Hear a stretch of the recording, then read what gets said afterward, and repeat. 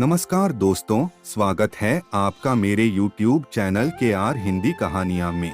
आज मैं सुनाऊंगा एक सच्ची प्रेम कहानी। आशा करता हूँ पसंद आएगी। संध्या और विशाल पार्क में बैठे एक दूसरे से बातें कर रहे थे। विशाल बोला, संध्या, आई लव यू। क्या तुम भी मुझे प्यार करती हो? अगर हाँ तो आई लव यू टू बोल दो। संध्या ने कहा, जवाब तो मैं दूंगी, लेकिन एक शर्त है। विशाल कहने लगा, ठीक है, पहले तुम अपनी शर्त बताओ। संध्या बोली, विशाल, ये तुम्हारा सच्चा प्यार है या सिर्फ टाइम पास? अगर तुम जिंदगी भर मेरा साथ दो तभी मैं जवाब दूंगी। मुस्कुराते हुए विशाल ने कहा, यह भी कोई शर्त है? संध्या, मैं मन और वचन से तुम्हारा जब हो ही चुका हूँ तो फिर तुम्हें छोड़कर भला कहाँ जाऊंगा। संध्या को यकीन नहीं हो रहा था कि कोई उससे भी इतना बेपनाह प्यार कर सकता है। उसने फौरन विशाल को हाँ कह दिया। सब वैसे ही चल रहा था जैसे दो प्रेम करने वालों में चलता है। गपशप, मिलना जुलना, रूठना मनाना, सब कुछ बहुत हसीन था। फिर भी इन सब के बावजूद एक सवाल रह रहकर संध्या के मन में आ रहा था जो उसे बहुत परेशान कर रहा था। विशाल ने भी संध्या का व्यवहार और उतरा चेहरा देखकर उसकी परेशानी को अच्छे से पढ़ लिया और बोला, क्या हुआ संध्या, क्या मुझसे कोई गलती हो गई है? तुम कुछ परेशान लग रही हो। संध्या ने जवाब दिया, नहीं तो ऐसा कुछ भी नहीं है। विशाल, फिर तुम 2 दिनों से इतनी उदास क्यों हो? तुम किस बात की चिंता कर रही हो? विशाल के ये शब्द सुनकर संध्या की आंखों से टप टप करके आंसू बह निकले। उसने अपने मन की बात उससे कहा, विशाल, हमारी अभी की दुनिया बहुत खूबसूरत है, लेकिन हमारी शादी हो पाएगी या नहीं?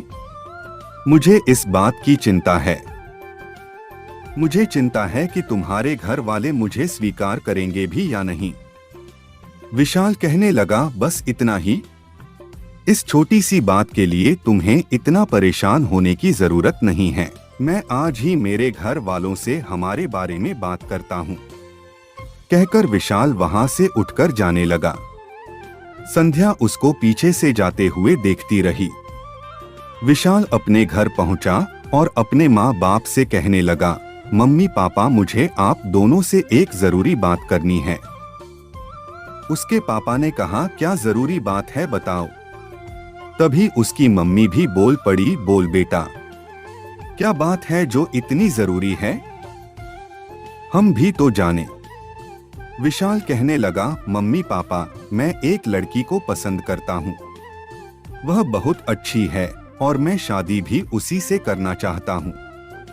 बेटे की बात सुनकर उसके बाप का गुस्सा उनकी आंखों में उतर आया और उन्होंने विशाल के गालों पर जोरदार 2 थप्पड़ जड़ दिए। मम्मी भी गुस्सा दिखाते हुए बोली, तेरी हिम्मत कैसे हुई अपनी शादी के बारे में खुद से हमसे बात करने की? क्या हमने यही संस्कार दिए हैं तुझे? पता नहीं कौन सी लड़की है, कहाँ की है, कैसी है। माँ के मुंह से ऐसी बातें सुनकर उसे भी गुस्सा आ गया और बोला, मम्मी, उसे कुछ मत कहो, जो भी बोलना है मुझे कह लो। वह नेक और सुशील लड़की है, बहुत प्रेम करती है मुझसे।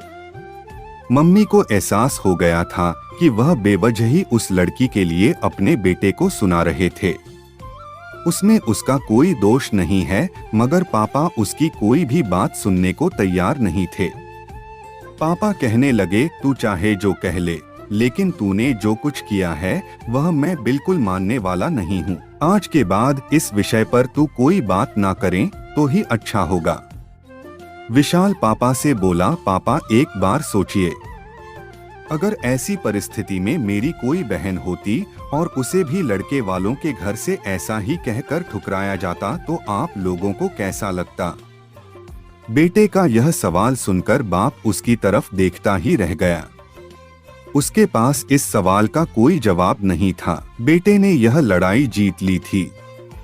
इस एक सवाल ने ही माँ बाप से उस लड़की के लिए हाँ करा लिया था।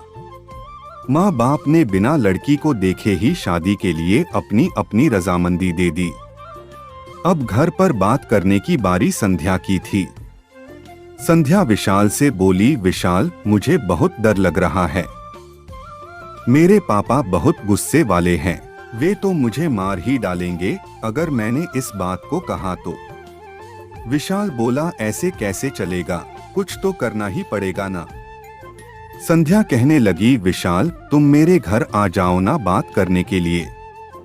तुम एक बार बात शुरू कर दोगे तो मैं आगे सब संभाल लूंगी।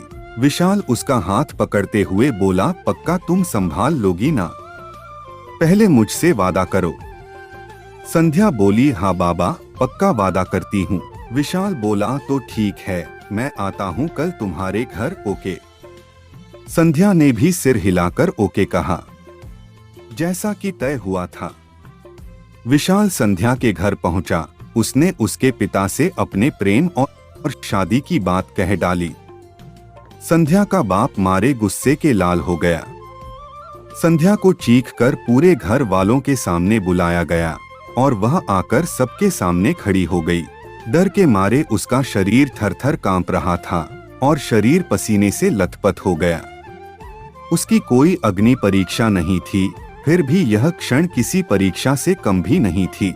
संध्या से पूछा गया, यह लड़का जो कुछ कह रहा है क्या वह सच है? संध्या को सिर्फ हाँ या ना में जवाब देना था। परिस्थिति को देखकर विशाल ने महसूस किया कि कहीं डर के मारे संध्या मुकर न जाए। संध्या ने नजरें ऊपर कर एक बार विशाल की तरफ देखा। विशाल आशा भरी निगाहों से उसी की तरफ देख रहा था। उसने अपना काम अच्छे से कर दिया। अब इस कुरुक्षेत्र में लड़ने की बारी संध्या की थी। परिवार का हर कोई बेटी के उत्तर की प्रतीक्षा कर रहा था। संध्या ने बोलना शुरू किया, पापा बहुत विश्वास करते हैं ना आप अपनी बच्ची पर, तो मेरा भी यह फर्ज है कि मैं मेरे जीवन की हर महत्वपूर्ण बात आपको बताऊं। अगर मैं कोई भी बात आपसे छुपाती हूँ तो वह आपके साथ विश्वासघात करने जैसा होगा। मम्मी पापा, आप लोगों ने मुझे बहुत अच्छे से पाल पोस कर बड़ा किया और मेरी जिंदगी के छोटे बड़े फैसले अच्छे से लिए, लेकिन यह भी सच है कि इस लड़के को मैंने अपना जीवन साथी चुन लिया है।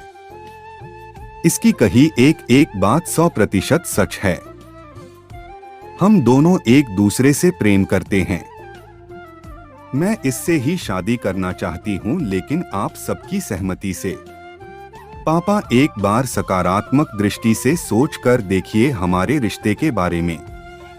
हाँ, आप चाहे तो अपने ढंग से उसकी परीक्षा ले सकते हैं, लेकिन एक बार उसके बारे में सोच कर देखिए। संध्या के घर वाले आश्चर्य से उसकी बातें सुन रहे थे और वह अपने प्यार में भाव विभोर होकर अपने प्यार का पक्ष सबके सामने रख रही थी। विशाल आंखों में खुशी के आंसू के साथ उसकी तरफ ही देख रहा था और सोच रहा था कि कितनी जवाबदार और सच्ची लड़की से उसने प्यार किया है। लड़के का सीना गर्व से चौड़ा हो रहा था। संध्या के पिताजी बिना कुछ बोले ही वहां से चले गए और थोड़ी देर बाद अपने चेहरे पर स्माइल के साथ लौटे लड़की ने अपने पिता को धन्यवाद देते हुए प्यार की झप्पी दी। दोस्तों, इसके बाद बताने की जरूरत है क्या कि दोनों की शादी हुई या नहीं। चलिए मैं साफ कर देता हूँ। दोनों परिवारों की राजी खुशी से बड़े धूमधाम से संध्या और विशाल की शादी हो गई। दोस्तों, प्यार करना बहुत आसान है, लेकिन उस प्यार को निभाना आग के दरिया में डूबकर पार करने जैसा है और उसके लिए शेर का कलेजा लगता है। दोस्तों, प्यार तभी करना जब उसे निभाने की हिम्मत हो। दोस्तों, कैसी लगी यह छोटी सी प्रेम कहानी आपको? आशा करता हूँ इस प्रेम कहानी से आपके मन मस्तिष्क में सच्चे प्यार के बारे में स्पष्टता दिखाई दी होगी। अब शायद आप टाइम पास और सच्चे प्यार के बीच फर्क कर पाएंगे। कहानी सुनने के लिए धन्यवाद। दोस्तों, कहानी कैसी लगी बताइएगा जरूर। यदि आप मेरे चैनल पर नए हैं तो चैनल को सब्सक्राइब करें और घंटी वाला बटन जरूर दबाएं ताकि आपको आने वाली नई कहानी की नोटिफिकेशन मिल सके। कहानी अच्छी लगी हो तो लाइक और शेयर करना मत भूलना। मिलते हैं नई कहानी के साथ। नमस्कार।